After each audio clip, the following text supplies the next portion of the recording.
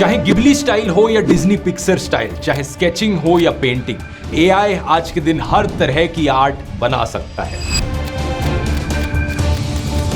सिर्फ कुछ चंद सेकंड के अंदर एआई मोहम्मद रफी की आवाज में गाने बना सकता है, फिल्मों के स्क्रीन प्लेज लिख सकता है, फिल्मों के डायलॉग्स लिख सकता है। ऐसे में सवाल उठता है, क्या एआई आर्टिस्ट्स का दी एंड है? क्या इंसानों की क्रिएटिविटी के लिए अब कोई जगह बची भी है? बॉलीवुड के कॉपी कैट आर्टिस्ट जिन्होंने फिल्मों को, गानों को सिर्फ कॉपी पेस्ट किया है, अब वो एआई के इंफीरियर वर्जन बन के रह गए। लेकिन अब लाखों करोड़ों इंडिपेंडेंट आर्टिस्ट क्या करेंगे यहाँ पर? नमस्कार दोस्तों, आज से कई दशकों पहले ओशो ने फिलोसोफर जिद्दू कृष्णमूर्ति को 20वीं सदी का सबसे इंटेलिजेंट आदमी बताया था। जब साल 1986 में उनकी मृत्यु हुई, उन्होंने कहा, ऐसी शार्पनेस और इंटेलिजेंस शायद आने वाली सदियों में फिर कभी नहीं मिलेगी। अगर आपने जिद्दू कृष्णमूर्ति का नाम पहले कभी नहीं सुना है, तो ओशो का यह बयान सुनकर आप इमेजिन कर सकते हो कि ये ऐसे फिलोसोफर होंगे जिनकी सोच बिल्कुल ही अलग होगी, जिनके विचार बड़े ही स्ट्राइकिंगली ओरिजिनल रहे होंगे। लेकिन आपकी ये कल्पना पूरी तरीके से क्रैश कर जाएगी जब आप जिद्दू कृष्णमूर्ति को बार बार माइंड की कंडीशनिंग की बात करते हुए सुनोगे। Our brains are conditioned. Whatever is conditioned is limited. कि कैसे हमारा माइंड बचपन से ही कंडीशनड है, हमारे विचार खुद हमारे नहीं है। You live in a particular culture. That culture shapes your mind through education, through economic conditioning, through various influences of propaganda, through the religious authorities and so on. Your whole mind is conditioned. और इसीलिए Krishnamurthy liberation के लिए जरिया बताते हैं, खुद की non judgemental observation. इसी सोच से एक बड़ा जरूरी सवाल उठता है कि क्या एक्चुअली कोई भी टोटली ओरिजिनल आइडियाज हो सकते हैं? Famous American writer mark Twain ने बड़े साफ शब्दों में कहा था कि कोई भी आइडिया नया नहीं होता। There is no such thing as a new idea. उनकी राय में ज्यादातर इनोवेशंस जो लोग करते हैं, जो नई चीजें लोग सोचते हैं, वो हमेशा पुराने आइडियाज की, एग्जिस्टिंग आइडियाज की परम्यूटेशन और कॉम्बिनेशन से बनी होती है। उन्होंने इस पूरे क्रिएटिव प्रोसेस की तुलना एक मेंटल कलाइडोस्कोप से की। कलाइडोस्कोप जानते हो ना, एक इस तरीके का डिवाइस जिसके अंदर रंग बिरंगे कलर्स दिखते हैं शीशों की वजह से। उन्होंने कहा, क्रिएटिव प्रोसेस एक मेंटल कलाइडोस्कोप है जहां पुराने आइडियाज वही पुराने कलर्ड ग्लास के टुकड़े होते हैं जिन्हें हम घुमाकर नए और क्यूरियस कॉम्बिनेशंस बनाते हैं। आज के दिन बहुत से लोग आर्टिफिशियल इंटेलिजेंस की टेक्नोलॉजी को डाउन प्ले करते हुए कहते हैं कि एआई ओरिजिनल नहीं सोच सकता। लेकिन जिद्दू कृष्णमूर्ति और मार्क ट्वेन की बातें सुनकर सवाल यह उठता है कि क्या इंसान खुद ओरिजिनल सोच सकते हैं? आप में से जिन्हें एआई का कोई आइडिया नहीं है, उन्हें बताना चाहूंगा कि एआई की टेक्नोलॉजी बुनियादी तौर पर काम कैसे करती है। इसमें बहुत सारा डेटा फीड किया जाता है, जैसे कि चैट जीपीटी में ढेर सारी किताबें, रिसर्च पेपर्स, दुनिया भर की इंटरनेट पर जो नॉलेज है, सब कुछ डेटा के फॉर्म में फीड किया जाता है और एआई उस डेटा की एनालिसिस और प्रोसेसिंग करके खुद से सीखता है। अलग अलग पैटर्न्स को रिकॉग्नाइज करना, लोगों की भाषाएं सीखना, अलग अलग आर्ट स्टाइल्स को सीखना, और फिर जब आप एआई से कुछ पूछते हो, इन चीजों को इमिटेट करते हुए आपको एक नया जवाब देना। उदाहरण के तौर पर अगर रविंद्रनाथ टैगोर की कविताएं एआई में फीड करी जाएंगी तो वो टैगोर के स्टाइल की असेसमेंट करता है, कैसे शब्दों का प्रयोग किया गया है, क्या पैटर्न्स देखने को मिल रहे हैं, किस तरीके की लैंग्वेज का इस्तेमाल किया जा रहा है। और अगली बार जब आप एआई से पूछते हो प्रॉम्प्ट लिखकर, मुझे रविंद्रनाथ टैगोर के स्टाइल में एक कविता लिखकर दो हेयरफॉल के ऊपर, तो कुछ चंद सेकंड्स में एआई आपको पूरी की पूरी पोयम लिखकर दे देता है। यही चीज दुनिया के सभी पोएट्स के साथ करी जा सकती है, Robert Frost, William Shakespeare, William black. लेकिन सिर्फ कविताएं ही नहीं, एआई आपके लिए आर्ट भी बना सकता है। गिबली स्टाइल का ट्रेंड अभी पिछले कुछ महीनों में इतना देखने को मिला। चैट जीपीटी और ग्रॉक के जरिए आप अपनी फोटोज को गिबली स्टाइल में बना ही चुके होंगे, या एटलीस्ट सोशल मीडिया पे तो आपने जरूर देखा होगा ऐसी इमेजेस को। एआई ये कैसे कर पा रहा है? ठीक उसी तरीके से स्टूडियो गिबली की फिल्में डेटा के फॉर्म में एआई में इनपुट करी गई।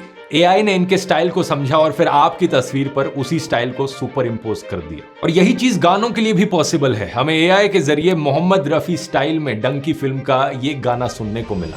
बंदा जीता था खुल के, तेरी गली में आया खुल के जी, चंगा भला सी मैं लुटपुट गया, लुटपुट गया, लुटपुट गया, मैं तो गया।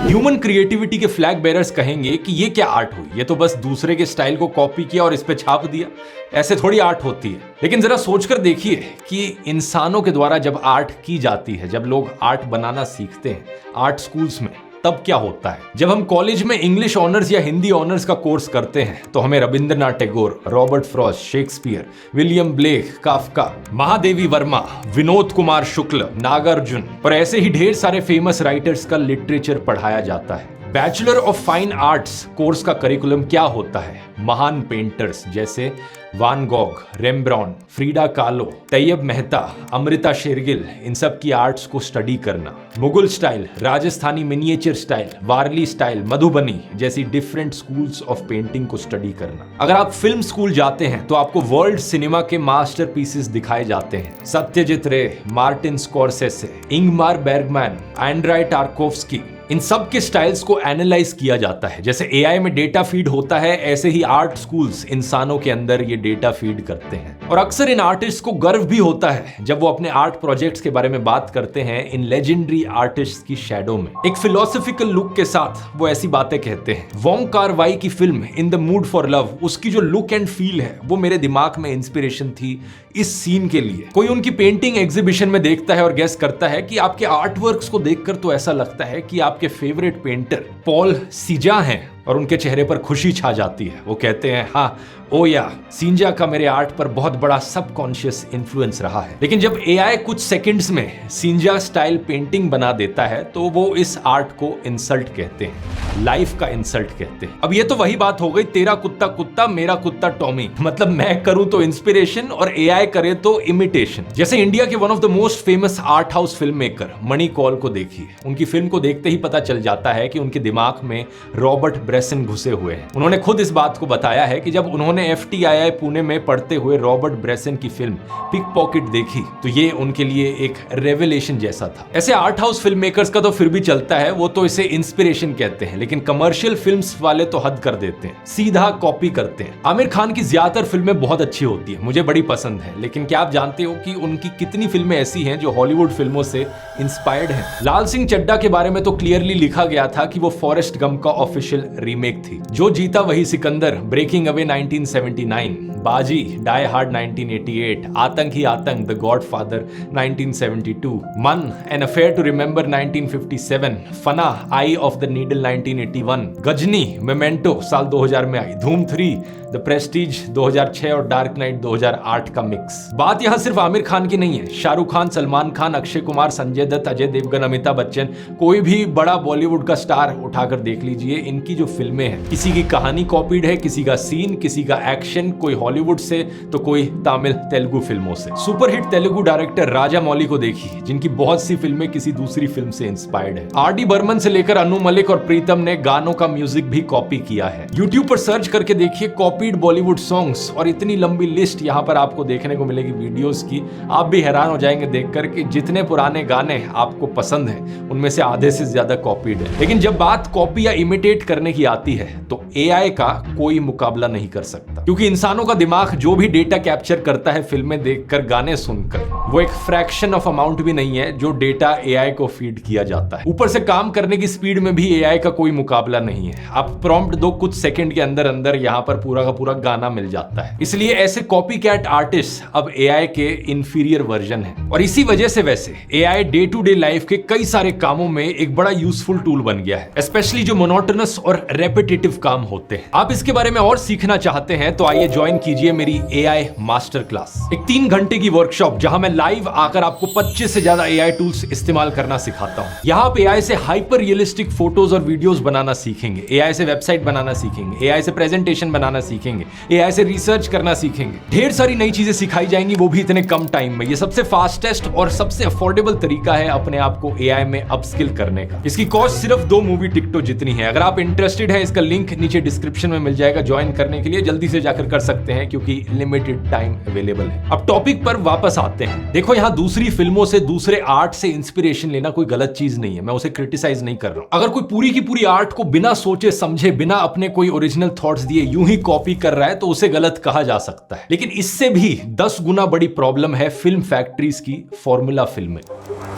जो मेन स्ट्रीम मसाला तमिल तेलुगु फिल्में हैं उन्हें देखकर लगता है कि सभी फिल्में एक ही फिल्म डायरेक्टर ने बनाई हो। ना केवल स्टोरीज और कैरेक्टर्स एक जैसे होते हैं बल्कि इमेजेस और कैमरा एंगल्स के लिए भी एक टेम्पलेट होती है। जैसे कि हीरो की एंट्री इस तरीके से करी जाएगी, विलन की एंट्री इस साउंड इफेक्ट्स के साथ ऐसे करी जाएगी, किसी को चोट लगती है उसे अस्पताल ले जाना है तो उसी तरह से एम्बुलेंस आती है, स्ट्रेचर पर मरीज को अस्पताल के कॉरिडोर से ले जाया जाता है। ये हैकनेड इमेजेस स्क्रीन पर इतनी बार आई हैं कि बोरिंग हो गई हैं। एकता कपूर के टीवी सीरियल्स तो फैक्ट्री फिल्मों का टॉप लेवल है, जहां डायरेक्टर बस एक फैक्ट्री के शॉप फ्लोर मैनेजर की तरह डायरेक्शंस देता है। इसलिए ये ढेरों टीवी सीरियल्स जो हमारे टेलीविजन पर आए हैं पिछले दशकों में, इनमें से एक भी टीवी सीरियल के डायरेक्टर का नाम आपको नहीं पता होगा।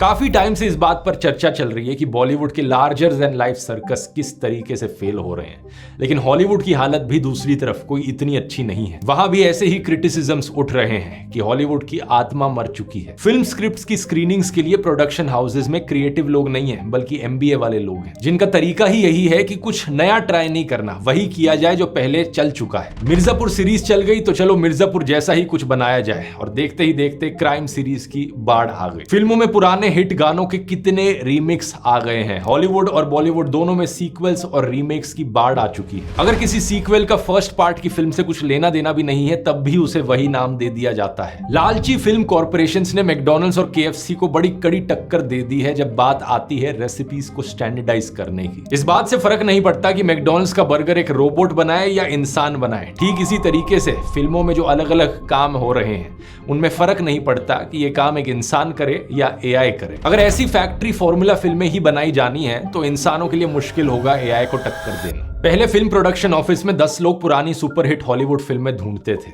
जैसे बस्टर क्रीटन की आवर हॉस्पिटैलिटी, ताकि वो मर्यादा रमन्ना और सन ऑफ सरदार में रीमेक की जा सके। लेकिन AI के पास पहले से ही हजारों फिल्मों की कहानी और बॉक्स ऑफिस फिगर्स हैं। वो जो MBA वाले लोग 40 पेज की स्क्रिप्ट बाइबल या पिच डेक को पढ़ने में पूरा दिन लगाते थे, AI ये कुछ सेकंड में पढ़ सकता है। इतना ही नहीं, AI एक स्टेप आगे भी जा सकता है इंसानों से। जो कैरेक्टर आर्क है फिल्म में कैरेक्टर्स की, प्लॉट ट्विस्ट हैं, प्लॉट टेंशन है, इन्हें ऑप्टिमाइज किया जा सकता है टारगेट सेगमेंट और अलग अलग पैरामीटर्स को एनालाइज करके। ना केवल काम जल्दी होगा, ज्यादा रिलायबल तरीके से होगा, बल्कि और ज्यादा काम हो सकेगा और भी अच्छे तरीके से। हॉलीवुड में इस बात पर ऑलरेडी राइटर्स की स्ट्राइक हो चुकी है कि स्क्रिप्ट राइटिंग के लिए AI का इस्तेमाल हो रहा है। स्टोरी बोर्ड्स बनाने के लिए भी अब AI सॉफ्टवेयर है। सोचकर देखो, अगर AI ने स्टूडियो गिबली की फिल्मों का एनालिसिस करते हुए गिबली स्टाइल इमेजेस बना ली तो क्या वो बॉलीवुड मसाला स्टाइल इमेज नहीं बना सकता? बिल्कुल बना सकता है। स्टूडियो गिबली की फिल्मों में तो वैसे भी बहुत नेक्स्ट लेवल की क्रिएटिविटी रही है, लेकिन इन फैक्ट्री फिल्मों के बारे में जैसा मैंने बात करी, ये सभी फिल्में एक जैसी लगती हैं। इसलिए इनके डायलॉग लिखने से लेकर शॉट सिलेक्शन तक AI के लिए काम बिल्कुल भी मुश्किल नहीं होने वाला है। क्या बात कर रहे हैं? आपको यकीन नहीं हो रहा तो इसका लाइव एग्जांपल दिखा देता हूं। मैंने ChatGPT को प्रॉम्प्ट लिखा, शाहरुख खान एक तेलुगु फिल्म में विलन से लड़ते हुए, इसकी इमेज बनाकर दो मुझे, और AI ने ये कमाल की तस्वीर डिजाइन करके दी। फिर मैंने ChatGPT को बोला, मुझे सलमान खान के स्टाइल में वन लाइनर मसाला डायलॉग्स दो जो एक एक्शन मूवी का हीरो किसी विलन को कहेगा। और ये जवाब देखिए, एक्चुअल बॉलीवुड फिल्मों से बेहतर वन लाइनर डायलॉग्स यहाँ पर आ गए हैं। तूने अभी मेरा सिर्फ एक्शन देखा है, रिएक्शन अभी बाकी है। मेरी डिक्शनरी में मर्सी का मतलब सिर्फ हॉस्पिटल का नाम है। जिंदगी में गलतियां करो पर मेरे सामने एक ही बार करना। मुझे समझाने की कोशिश मत कर क्योंकि एग्जाम में फेल होने की गारंटी है।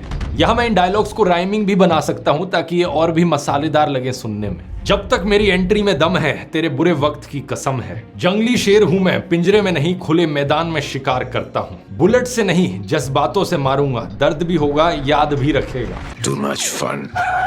मैं तो यहाँ ये सोच रहा हूँ कि रोहित शेट्टी जैसे फॉर्मूला फिल्म मेकर्स का अब क्या होगा। क्या एकता कपूर के सीरियल्स की तरह वो भी अब सिर्फ एक्शन और कट बोलने के लिए रह जाएंगे?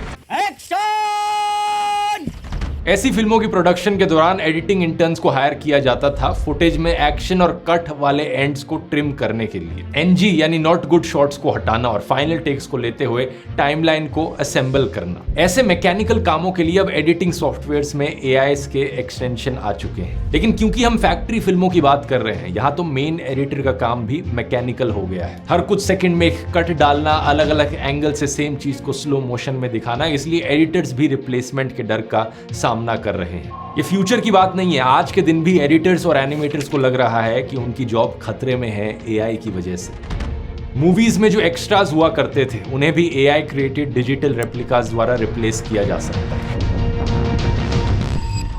असल में बात तो यह है कि इन फिल्म फैक्ट्रियों में हर एक वर्कर एक बड़ी मशीन का बस एक छोटा सा पुर्जा था, जिसे रिप्लेस करना बड़ी आसान बात है। और इन बड़ी कॉरपोरेशंस के लिए इस टेम्पटेशन से बचना बड़ा मुश्किल है। वो सीधा यही सोचेंगे, कॉस्ट कटिंग करो, इन लोगों को हटाओ और अपना प्रॉफिट बढ़ाओ। लेकिन सवाल यहाँ पर यह भी है, क्या पहले ऐसा नहीं हुआ था जब बेकर्स, कारपेंटर्स, आयरन स्मिथ्स और हैंडलूम वीवर्स को मशीनों के द्वारा रिप्लेस किया गया? मशीनें उनकी लाइफ में एक मॉन्स्टर की तरह घुसी और उनकी ब्रेड छीन ली। यह महात्मा गांधी जमाने में ही हो गया था। तब गांधी जी ने कहा था कि वो मशीनों के खिलाफ नहीं है, लेकिन मशीनों को अनएम्प्लॉयमेंट क्रिएट करने के लिए अनचेक्ड नहीं छोड़ा जा सकता। तब से लेकर अब तक बहुत सारे ऐसे ही बदलाव आए हैं टेक्नोलॉजी की वजह से। स्केच आर्टिस्ट को कैमरा ने रिप्लेस कर दिया, फोटोग्राफर्स को मोबाइल फोन कैमराज ने रिप्लेस कर दिया, हजारों अकाउंटेंट्स और बुक कीपर्स को एक कंप्यूटर ने रिप्लेस कर दिया। जैसे जैसे सॉफ्टवेयर्स और कॉम्प्लेक्स होते गए, रिप्लेसमेंट्स बढ़ती गई और आज आईटी सेक्टर एक नोन ब्लड बात है जिसमें रिकरिंग लेऑफ्स होते रहते हैं। इंडस्ट्रियल रोबोट्स द्वारा असेंबली लाइन वर्कर्स को भी रिप्लेस किया जा रहा है। घरों में रोबोट क्लीनर्स की एंट्री हो चुकी है जो हाउस वर्कर्स को रिप्लेस करने के लिए तैयार हैं। रेस्टोरेंट्स में वेटर्स को रिप्लेस करने के लिए स्क्रीन्स आ रहे हैं, आप खुद अपना खाना ऑर्डर कर सकते हो उनके जरिए। कस्टमर केयर रिप्रेजेंटेटिव्स को एआई चैटबॉट्स द्वारा रिप्लेस किया जा रहा है। ये सब तो छोड़िए, हमें तो न्यूज एंकर अंजना ओम कश्यप का भी एआई अवतार देखने को मिला, जो बिल्कुल वैसा ही दिखता था, वही वॉइस और लगभग वही गेस्चर्स के साथ। आप स्टूडियो में जिस अंजना को देख रहे हैं वो मेरी ही एआई अवतार है। शायद अंजना को रिप्लेस नहीं किया जाएगा, लेकिन उनका एआई अवतार श्योरली किसी और की जॉब अपॉर्चुनिटी को जरूर छीन सकता है। यहाँ तक कि फिल्म वर्ल्ड के भीतर भी लाइव म्यूजिक बजाने वाले म्यूजिशियंस को प्रोग्राम्ड म्यूजिक ने रिप्लेस कर दिया, स्टंट परफॉर्मर्स को वीएफएक्स ने रिप्लेस कर दिया। मोटे मोटे तौर पर बात यह है दोस्तों, जहां जहां जो कुछ भी रिप्लेस किया जा सकता है वहां वहां ये कैपिटलिस्ट कॉर्पोरेशंस द्वारा रिप्लेस किया जाएगा, क्योंकि इनका खुद का ये डिक्लेयर्ड ऑब्जेक्टिव है प्रॉफिट्स को मैक्सिमाइज करना। एक कैपिटलिस्ट सेंस में कंपनी को बनाने के पीछे क्या होता है इकलौता पर्पस, इंटरनेट पर सर्च करके देख लो। सबसे पहला जवाब आएगा प्रॉफिटेबिलिटी। इसलिए यहां एक चीज क्लियर कर लेते हैं, ये लड़ाई एआई वर्सेस ह्यूमंस की नहीं है। एक्चुअल स्ट्रगल यहां पर है कॉर्पोरेशंस वर्सेस इंडिविजुअल आर्टिस्ट्स। क्या इस बदलाव को रोकने के लिए सरकारों के द्वारा कोई रेगुलेशंस बनाई जाएंगे? मुश्किल लगता है, क्योंकि दुनिया भर में सरकारें ही इन कॉर्पोरेशंस की स्टूज हैं। यही तो कारण है आखिर बढ़ती बेरोजगारी और वेल्थ इनइक्वालिटी के पीछे। तो जब इस बदलाव को रोकना पॉसिबल है ही नहीं, तो सवाल ये उठता है कि क्या एआई सभी आर्टिस्ट की जॉब को हमेशा के लिए अब खत्म कर देगा? क्या एआई के जमाने में अब इंसानों की क्रिएटिविटी की जगह खत्म हो चुकी है? इसका जवाब है दोस्तों नहीं, और नहीं इसलिए क्योंकि इंसानों के पास कुछ ऐसा है जो एआई के पास नहीं, पर्सनल एक्सपीरियंस।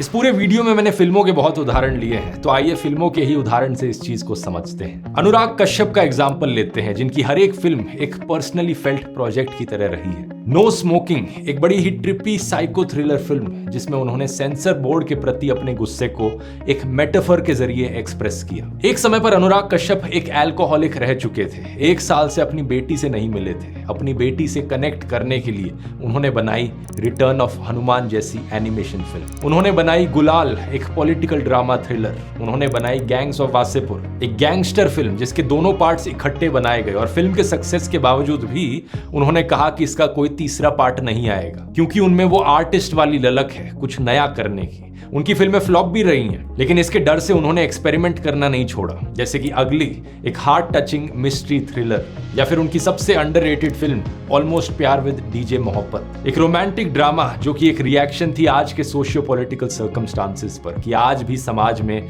प्यार के कितने दुश्मन हैं। देवदास एक पुरानी कहानी है जिस पर करीबन 10-12 फिल्में बन चुकी हैं, लेकिन जब उन्होंने इसे लेकर देवडी बनाई तो इसमें भी उनका पर्सपेक्टिव साफ झलकता है। अनुराग की फिल्मों में एक वर्ल्ड व्यू रिफ्लेक्ट होता है। वो समाज में फैली हुई हिंसा को देखते हैं, डार्क सब्जेक्ट्स को चूज करते हैं, क्योंकि ऐसे इमोशंस को लोग असल जिंदगी में कन्फ्रंट करने को तैयार नहीं होते।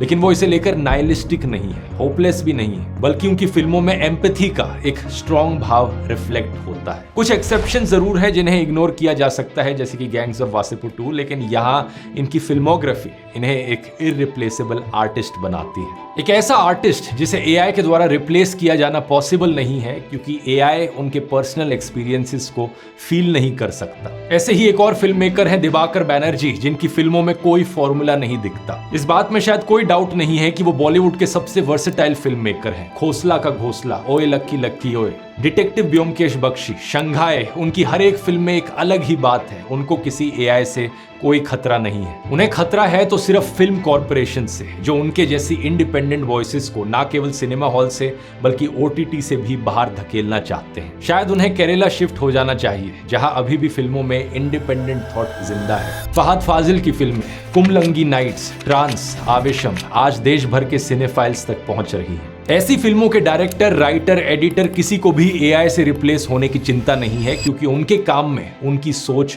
और उनकी क्रिएटिविटी है। ऐसा नहीं है कि ये लोग दूसरी फिल्मों से इंस्पायर्ड नहीं होते, जरूर होते हैं, लेकिन वो इंस्पिरेशन सही मायनों में सिर्फ इंस्पिरेशन ही होता है। जैसे अनुराग कश्यप ने ओम दरबदर जैसी फिल्में देखी, उससे इंस्पायर हुए और उस फिल्म के गाने मेरी जान, A B B B C C C का स्टाइल देवडी के गाने इमोशनल अत्याचार में आ गया।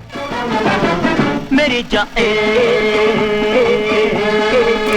तेरा जलवा, तौबा तेरा प्यार। क्वेंटिन टैरेंटिनो ने खुद बताया है कि वो सर्गियो लियोनी से बहुत प्रभावित थे। The one artist that I think is the most influential to me as in my work has got to be Sergio Leone. That kind of half-assed operatic quality that he brought, and the way the music takes over and kind of set pieces, directing via set piece a lot of times. I think he is the filmmaker that you can spot the most in my work. इसलिए film school जाने में कोई problem नहीं है, लेकिन ये ना हो कि फिल्म स्कूल आपके सामने लेजेंडरी फिल्म मेकर्स को एक भगवान की तरह पेश करे और आप उनकी ग्रेटनेस के बोझ तले दब जाएं। फिल्म स्कूल जाकर वर्ल्ड सिनेमा देखने का पर्पस होना चाहिए कि आप हर तरह का सिनेमा देख लें। डेविड लिंच की ड्रीम लाइक एब्सर्डिस्ट साइकेडेलिक मूवीज से लेकर बेला तार की डीपली मेडिटेटिव लिरिकल फिल्में, अब फाइट क्लब जैसी फास्ट पेस्ड थॉट प्रोवोकिंग फिल्में देखें और मेलनकोलिया जैसी स्लो पेस्ड कैथरेसिस भी। और ये फिल्में आपको बांधने की बजाय आपको लिबरेट करें, किसी को इमिटेट करने की बजाय आप उनसे इंस्पायर्ड हो, कुछ आर्टिस्टिक करने के लिए, खुद का स्टाइल डेवलप करने के लिए। और सिर्फ फिल्मों की बात नहीं है, आप खुद से दुनिया को ऑब्जर्व करो, बहुत कुछ देखो और फिर उस सब का जूस बनाकर उससे न्यूट्रिशन लो। क्योंकि एआई यहाँ पर बहुत सारे डेटा और इंफॉर्मेशन को कैप्चर कर सकता है, लेकिन किसी एक्सपीरियंस में डूबने का एहसास केवल इंसानों को होता है। और इसीलिए उस एहसास के चलते हमारे अंदर से जो रचना फूट पड़ती है, ये क्रिएटिव प्रोसेस सिर्फ इंसानों के साथ ही पॉसिबल है। फिल्म मेकर जिम जार्मुश अमेरिकी इंडिपेंडेंट सिनेमा के पोस्टर बॉय रहे हैं। उनकी एडवाइस भी कुछ ऐसी ही है। वो भी मानते हैं कि कुछ भी ओरिजिनल नहीं है और सलाह देते हैं कि कहीं से भी स्टील करो जो इंस्पिरेशन दे या इमेजिनेशन को फ्यूल करे। पुरानी फिल्में, नई फिल्में, music, books, paintings, photographs, poems, dreams, हमारे सपने, random conversations, architecture, bridges, street science, पेड़ पौधे, बादल, लेक्स और रिवर्स, लाइट्स एंड शैडोज, सब कुछ अपने अंदर जाने दो। केवल वही चीजें स्टील करो जो डायरेक्टली आपके सोल से बात करती हैं, आपकी आत्मा से बात करती हैं। अगर तुम ऐसा करते हो तो तुम्हारा काम ऑथेंटिक होगा और लोग तुम्हें तुम्हारी ऑथेंटिसिटी के लिए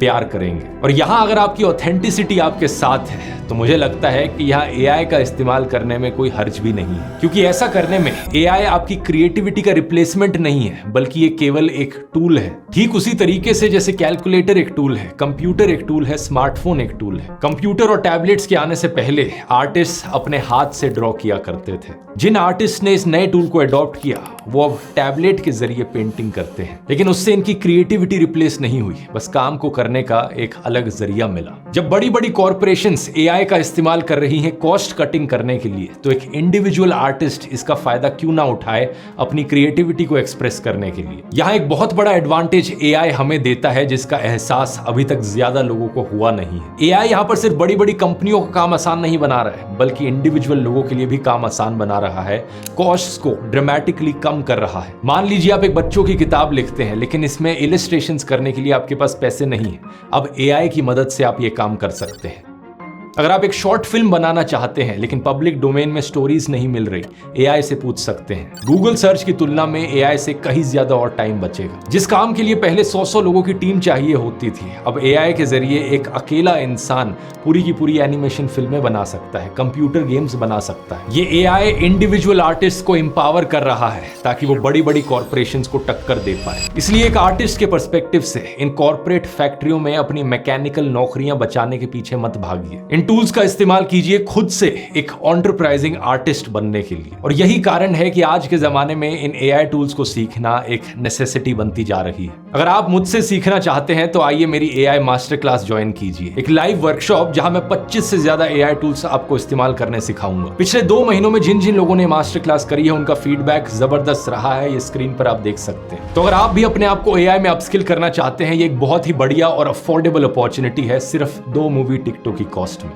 इसका लिंक नीचे डिस्क्रिप्शन में मिल जाएगा और पिन कमेंट में। उम्मीद करता हूं ये थोड़ा अलग स्टाइल का फिलोसॉफिकल वीडियो आपको पसंद आया होगा। लेकिन अगर एआई की टेक्नोलॉजी के बारे में आप एक साइंटिफिक पर्सपेक्टिव से समझना चाहते हैं तो ये वाला वीडियो देख सकते हैं यहां क्लिक करके। बहुत बहुत धन्यवाद।